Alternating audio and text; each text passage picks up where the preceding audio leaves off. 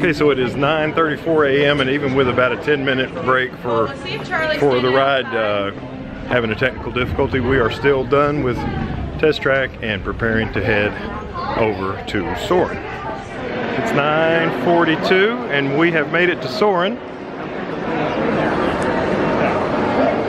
And it's showing a 40-minute wait, which is not too bad. So let's get on. The wait time was listed as 40 minutes, but this is where the line starts right here, all the way at the top of this big hill, which I've waited in line all the way to the bottom of it many times. Okay, so we're right here in the Soarin line by these large screens, and there's some sort of a game you can play where you interact with the screen via the Play Disney app. It says it's unavailable. Which I do. We're having a little technical difficulty. God, I had to get on the Wi-Fi. Okay, now that we're on the Wi-Fi, we have service. Yeah, there's never good cellular service in this building for sure. I think I had to be on the same Wi-Fi as that. Okay, what area do you have the highest? Would you like?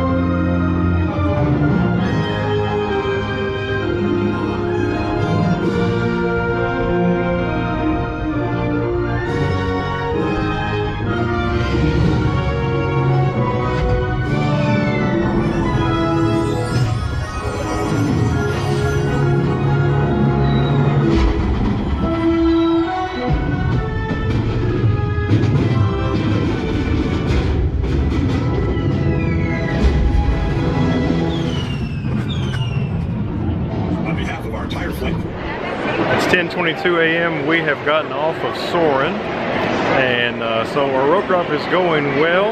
Our fast pass for Living with the Land is basically right now. It has a 25-minute wait, so we're just going to walk right on. At Epcot, you can only get one of the 3 top-tier rides, and the 3 top-tier rides are Frozen Ever After, which is a long way from the front door, so not a good rope drop experience, or Test Track or Soarin, and we always try to get Frozen Ever After, and then we rope drop the other 2 and knock them all out with minimal line. That is our strategy that we have employed, and it worked today. Fast pass! Remain seated in your boat at all times.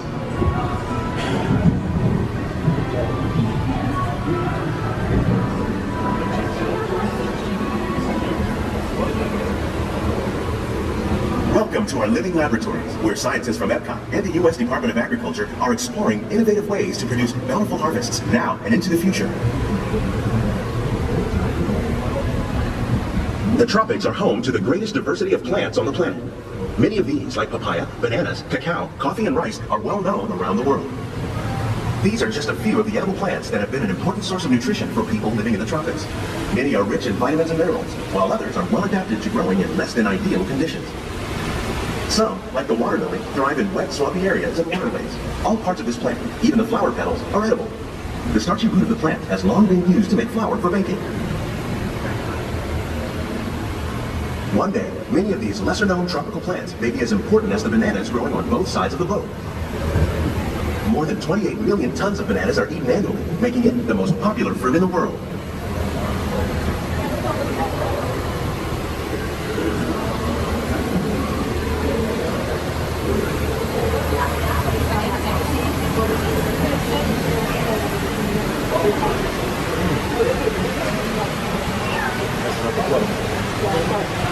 When we mention farming, you probably don't think of fish, but fish farming, or aquaculture, accounts for nearly half of all the seafood consumed globally. Tilapia, bass, and catfish, like the ones you see here, are three of the more popular crops raised by fish farmers. The sustainable system we're using here recycles the water in the tanks. As a result, we're able to save billions of gallons each year. Our small fish farm produces nearly 5,000 pounds of fish each year to serve in restaurants around Walt Disney World. Innovations like this one can play an important role in our efforts to produce bountiful harvests and still protect natural resources.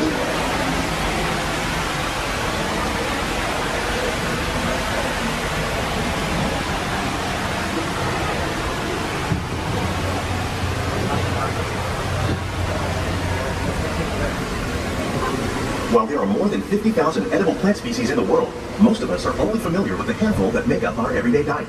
The common grains growing here, wheat, maize, sorghum, and millet, plus rice, account for nearly 2/3 of our global food consumption. Learning how to increase yields of these staples is an important goal of research around the world.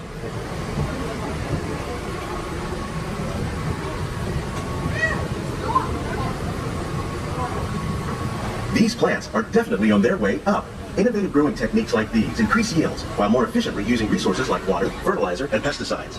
Another innovation at work here is our integrated pest management program. By populating our greenhouses with beneficial insects that prey on harmful pests like aphids and flies, we are significantly reducing our reliance on conventional pesticides. We're growing these crops using our nutrient film system. This technique precisely controls and recycles water and nutrients. With it, we can produce over 27,000 heads of lettuce a year in this one small area.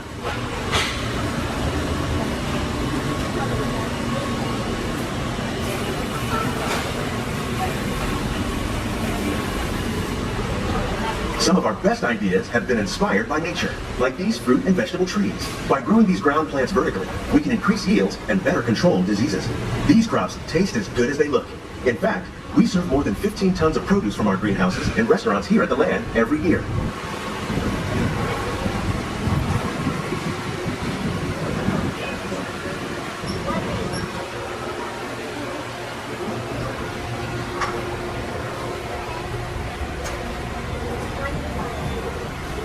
The future of agriculture may include innovative ideas like this vertical growing system.